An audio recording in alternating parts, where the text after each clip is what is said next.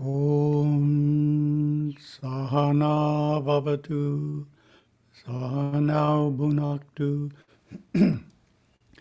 Sahaviryam Karavavahai Tejasvidavaditamastu Ma Vinvishavahai Om Shanti Shanti Shanti.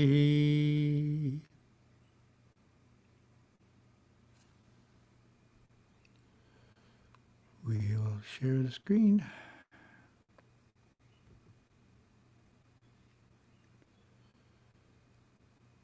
Here we go, first topic.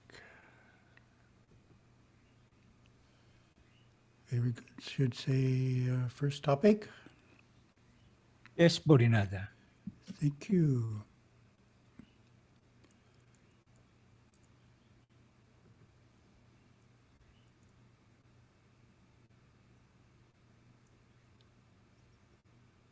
So, congratulations to us. We have finished our 14 sessions on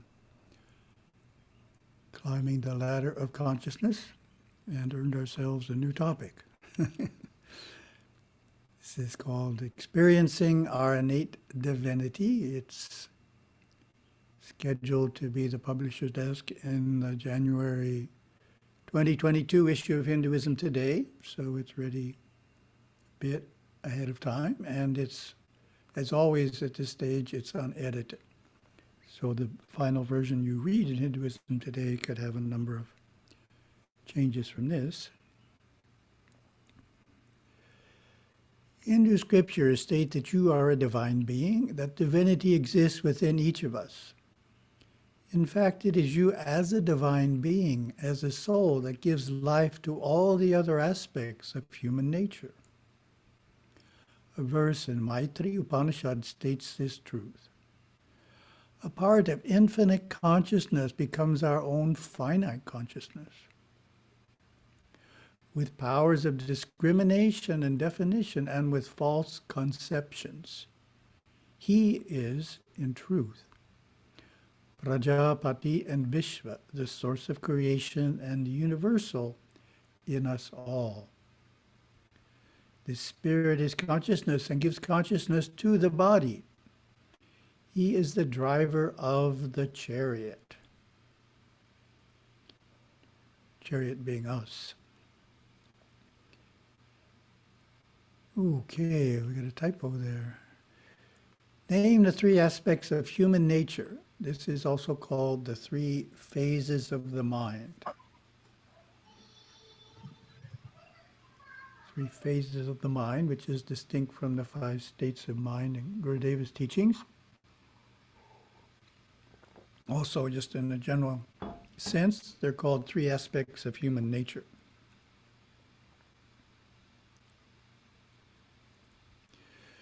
The idea that sacredness resides within each human being is foreign to many individuals, as the dominant activities they are aware of in their emotions and mind are base emotions such as anger and jealousy, or intellectual analysis that in many situations is incapable of providing a definitive answer.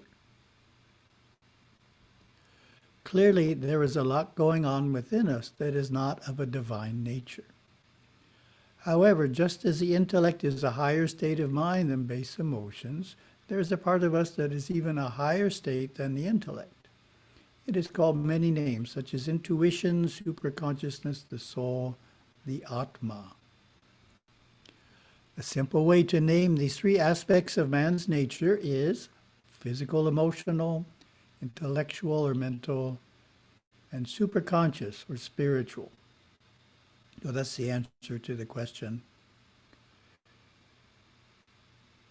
Physical, emotional, you can also say instinctive. Superconscious, you can also say intuitive. So Gurudeva uses a number of synonymous terms, but basically there's three aspects to human nature. Gurudeva describes them in this way. When the outer or lower instinctive nature dominates, one is prone to anger, fear, greed, jealousy, hatred, and backbiting. When the intellect is prominent, arrogance and analytical thinking preside. When the superconscious soul comes forth, the refined qualities are born: compassion, insight, modesty, and the others. The animal instincts of the young soul are strong. The intellect yet to be developed is non-existent to control these strong instinctive impulses. When the intellect is developed, the instinctive nature subsides. When the soul unfolds and overshadows the well-developed intellect, this mental harness is loosened and removed.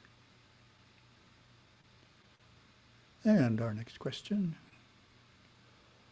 What is the simplest way to experience divinity?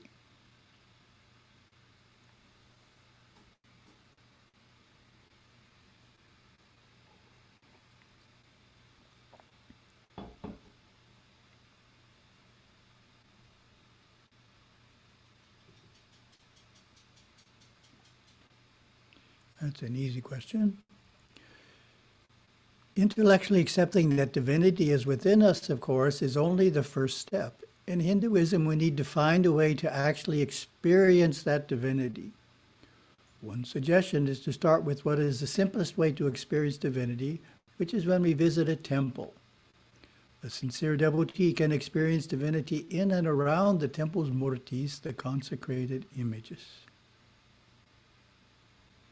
Sanskrit term that describes this is Sanidhya, which is defined as divine or holy presence, the manifestation or presence as of a deity. To experience a temple's Sanidhya may take some time to accomplish, as we have not necessarily been raised to the sensitivity. Try again. To experience a temple's Sanidhya may take some time to accomplish, as we have not necessarily been raised to be sensitive to feel the energy that radiates out from the sacred image, the murti. In other words, everybody can't feel it. They haven't learned how, they haven't practiced how, they haven't developed a sensitivity toward it. But you can. Even if you can't feel it initially, you can develop a greater sensitivity for it, and we'll talk about that in a second here. Gurudeva describes this process. The reality of the Mahadevas and their darshan, blessings, can be experienced by the devotee through his awakened ajna vision, or more often as the physical sight of the image in the sanctum, coupled with the inner knowing that he is there within the microcosm. This darshan, blessings, can be felt by all devotees, becoming stronger and more defined as devotion is perfected. So Gurudeva is giving a key there. Our ability to experience Sanidhya, divinity in the temple, increases as our devotion is perfected. Here are 3 suggestions to help an individual become sensitive enough to experience the Sanidhya radiating out from the murti. What would your 3 suggestions be? In other words, someone's going to the temple. What can they do to get closer to the deity and develop a sensitivity to the Sanidhya? Give you a minute, since there's 3.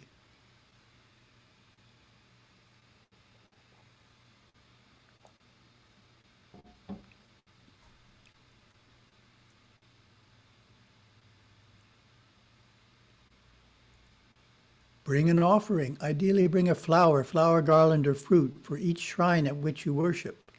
The act of giving makes you receptive to blessings. So very important. You need to give first before you can maximize your ability to receive. The blessings of the deity are strongest at the high point of the puja, the arati, when a large lamp is waved before the deity and bells are rung loudly. Pay particular attention at this time. Sit after puja for 5 minutes with the murti in view. Absorb the sanidhya emanating from the murti for 5 minutes. Be like a sponge soaking up water. For this to work, you need to empty yourself of thoughts of anything other than the murti. So those are 3 suggestions. I have a list of 10, which I'm sure you've heard before. I just chose 3. There's a lot other ones there, for example, wear special clothing, make the travel time to the temple a religious one, and not discuss politics, business, or pandemics. So these are just 3 out of that list of 10. Once an individual is able to consistently experience the sanidhya in the temple, it is good to take up the next level of practice.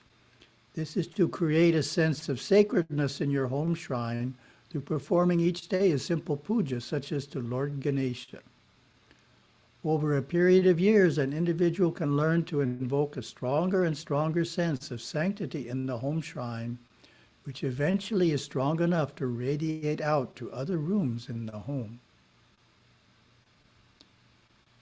Experiencing divinity in the temple and then creating it in the home shrine provide an excellent foundation for finding divinity within oneself.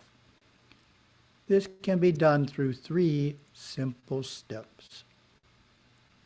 First step is to regulate your breathing, which is called pranayama, and of course we know how to do that. Simple pranayama is to breathe in for 9 counts, hold for 1 count, breathe out for 9 counts, and hold for 1 count. This will cause your thoughts to slow down, greater alertness, and your awareness to be more subtle and refined. Just regulating the breathing does all that. Next practice, which is called pratyahara, is to withdraw energy into the spine, and this, of course, is Gurudeva's system for doing that. On the first in-breath, bring awareness into the left leg all the way to the toes, and on the out-breath, slowly withdraw the energy from that leg into the spine. Repeat with the right leg, then left arm, all the way to the fingertips, right arm, and finally the torso.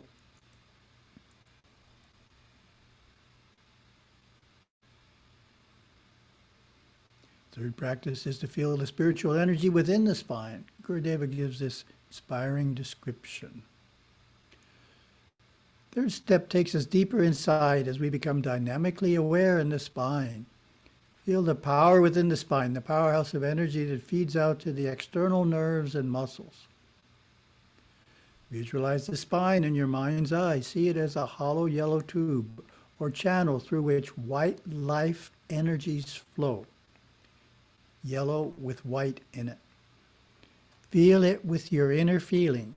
See it with your inner eyes. It's there, subtle and silent, yet totally intense.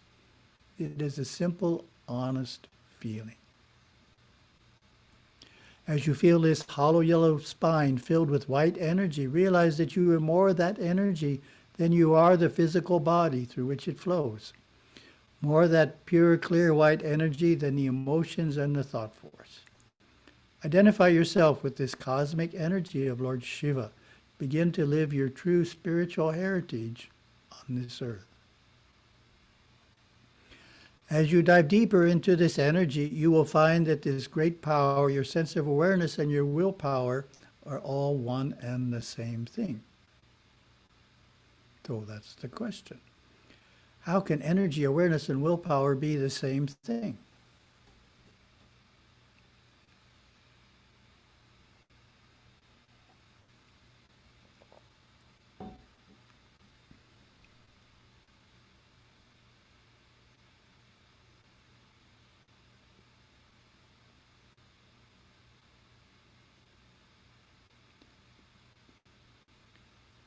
So the answer is, we're just looking at different aspects of it.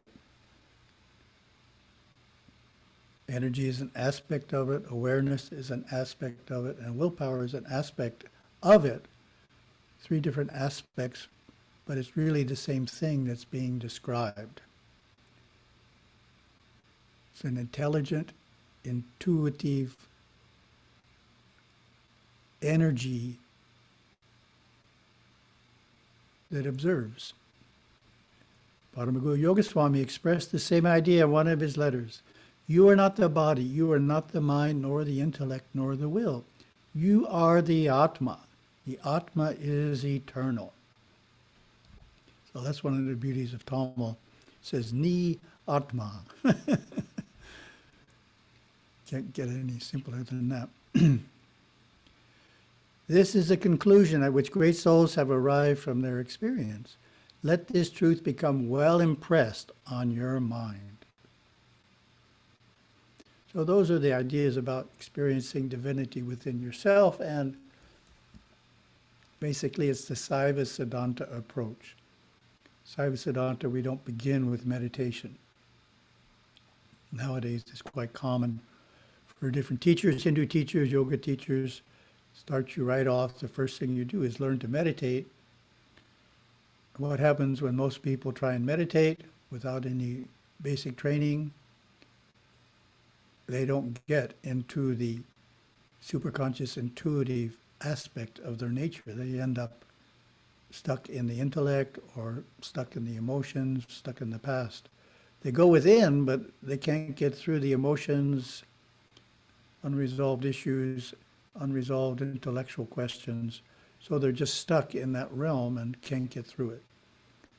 So work needs to be done so that when you do turn within, you can actually end up in the superconscious aspect of human nature. Once we are able to see divinity within ourselves, it becomes possible to see it within everyone we meet. One practice to accomplish this is to look deeply into the eyes of another person. Look beyond the personality. Go deeper than his or her intellect and see the pure life energy, which is God. This is described by the phrase, God is the life of your life. This practice does not need to stop with people, but can also include seeing the life energy in trees, birds, and animals as God. A verse from the Brihadaranyaka Upanishad states, he who knows God as the life of life, the eye of the eye, the ear of the ear, the mind of the mind, he indeed comprehends fully the cause of all causes. If you're not familiar with those ideas, the life of life, the eye of the eye, the mind of the mind, one way I like to think about it is a computer.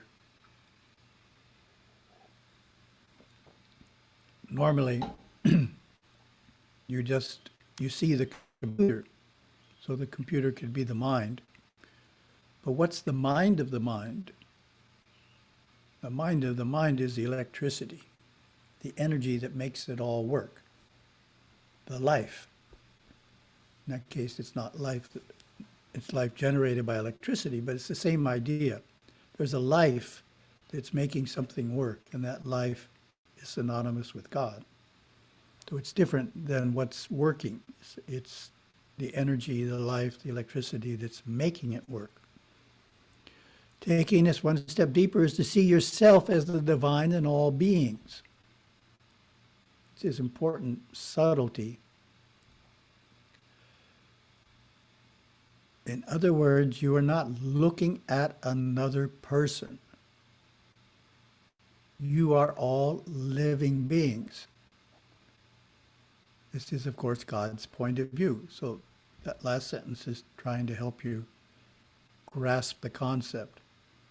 From God's point of view, God is everyone. God is all living beings. There's not a single living being that God doesn't see as himself. Sanskrit term for omnipresent consciousness is Satchit Ananda. And when we are in the state of Satchit Ananda, our sense of who we are is that we are all living beings. The way I like to explain Satchit Ananda is to talk about a japa mala. You've heard this before. Japa mala is traditionally made of 108 beads strung on a cord. The beads can be compared to human beings, and the cord is Satchit Ananda. There is only one cord, and the same cord is within each bead. Each human being can look within, and when this is done deeply enough, see the one cord of Satchit Ananda, omnipresent consciousness, that pervades all human beings. Thus, our search to experience the divine can take us step by step from not being able to see the divine to seeing the divine in the temple's murtis, in our home shrine, in ourself, in everyone, and finally, you are the divine who is everyone. That's the end of the pub desk, and then I did a Yoga Swami slide just for us.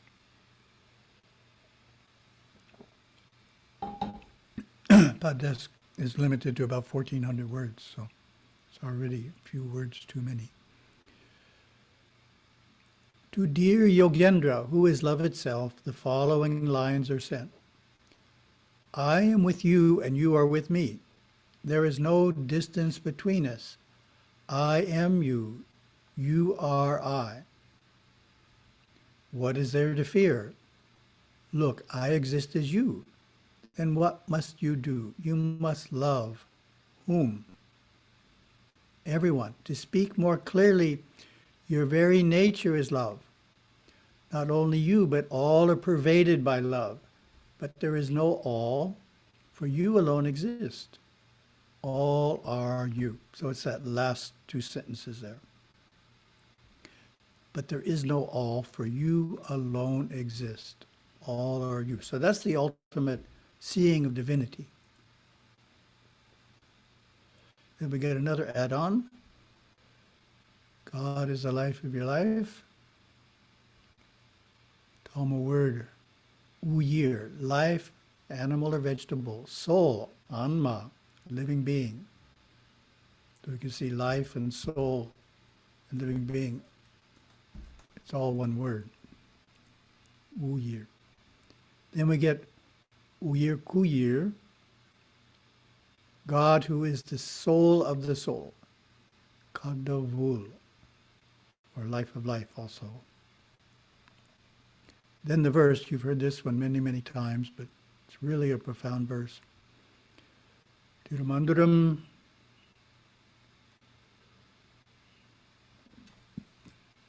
Makes it hard when they break the word in the middle there.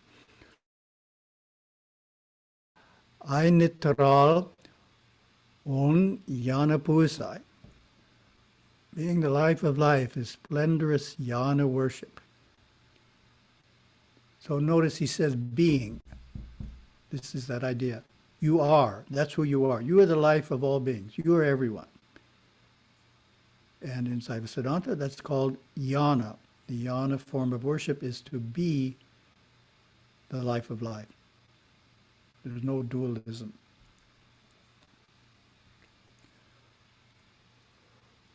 Next line. Uyakoli Nokal Mahayoga Pusai. Beholding the light of life is great yoga worship, meditation. So now we're in dualism. You are over here seeing what's over there. You're beholding the light of life. So Gurudeva says the inner light is created by the friction between pure actinic energy and odic energy. There's a friction there that creates a light. If you go deeply enough into pure actinic energy, you don't see any light because there's no friction. You're beyond friction. All you see is space. So if you come down to a certain point, you'll hit the light loka, so to speak. Then we get to the next great line. Uyir peru mava kanam putra pusai. Sorry. Kanam pura pusai. Giving life by invocation is external worship, performing puja. So that's the idea of a vahana. You're giving life. You're bringing the deity into the murti. So you're giving the murti life.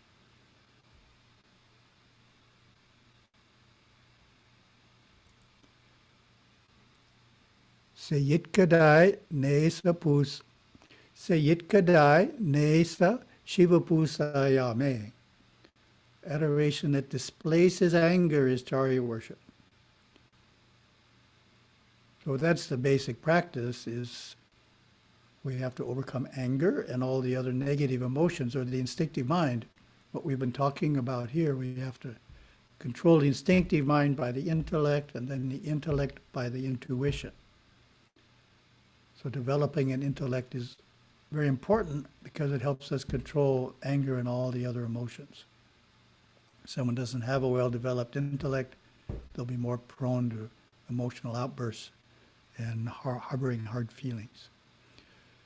So adoration that displaces anger is chari worship. So we have anger and we're trying to displace it with something else, and this is adoration. And the basic idea is we get angry because we want everything to work out a certain way, and we're not willing to accept when it doesn't.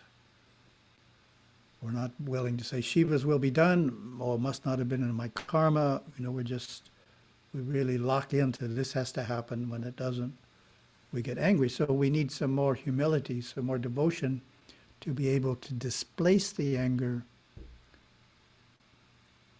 with it. Then we move on, personal testimony.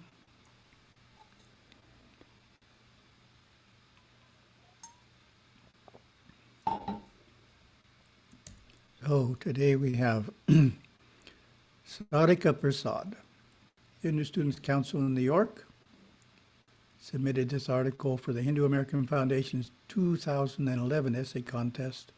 It's entitled Hindu and American: How Unity and Diversity Defines My Religion, My Country, Its People, and Myself. So we published this in January 2013. Though America is conventionally seen as a country based in Abrahamic values, one can easily see how seamlessly the values of Sanatana Dharma or Hinduism complement traditional American ideals. From my own experience, I have observed how Sanatana Dharma and the idea of being an American create a larger sense of purposeful direction within an individual. Sanatana means eternal, and Dharma means duty or purpose. Thus, Sanatana Dharma is a way of life older than time itself that directs one toward fulfilling their true potential. However, Sanatana Dharma does not outline only one way for a person to find their purpose in the world. There are countless directions one can take toward fulfilling their Dharma. The very nature of Sanatana Dharma is limitless, and its understanding of free will is a basic American ideal. One is free to explore any way that they choose to create their identity. This has led to a rather pliable definition of the prototypical American. The average one from New York City is vastly different than the average one from Houston. Similarly, there is no strict definition of who a Hindu is. Sanatana Dharma is a religion of incredible multiplicity in practices and philosophies. There is no strict dogma or ultimate set of rules. The definition of a Hindu is usually cited as one who believes and practices the teachings of the Vedas, but there is no set requirement of which beliefs of the Vedas must be adhered to or accepted. While there is a national character one can identify with as an American, there are certain purposes one can identify with as a Hindu. Neither delineates one binding set of characteristics for the individual. While we all have roles that we identify with, our true identity is something beyond them. To the Hindu, who we really are is something greater, something universally encompassing. Beneath our self-judgments and personalities lies something more permanent and universal. Thus, one's true identity is boundless. This points to a core unifying principle of Sanatana Dharma, the essential oneness of all things. There is on earth no diversity, as a unity only is to be looked upon, this indemonstrable, enduring being. Brihadaranyaka Upanishad. While from a worldly standpoint we all come from different backgrounds, in essence we all are one. We are all composed of the same subatomic particles held in existence by the same energy. And at the deepest level there is no diversity, only smooth, peaceful oneness. Within all of us is this proclivity towards unity and balance. This is what Hindus identify as God. That's like what we were talking about. The deepest essence of our being, that which unites us all. This is where sacredness is found in all things, where divinity lies in the magnificent and the insignificant.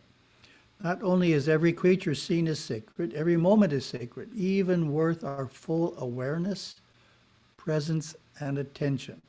I like that one. Here in the profound spirituality of Hinduism is a clear likeness of American culture, diversity in the context of unity. While preserving a sense of national and personal identity is important in both Hinduism and Americanism, there is an ultimate sense of oneness across all people that both recognize.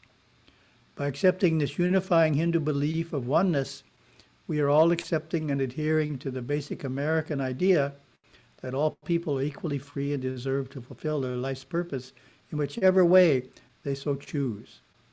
In this way, American society becomes for the Hindu a place where one is allowed to discover their dharma in an environment of unconditional acceptance. Nicely written.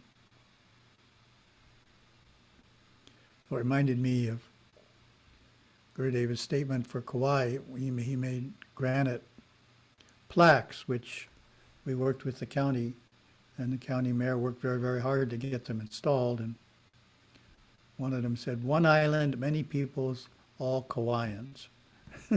So, did a similar one for Mauritius. It's that idea that despite all the diversity, there's a unity that links us all together that we also need to recognize. Thank you very much. Hope you enjoyed that. And Om to close. Om.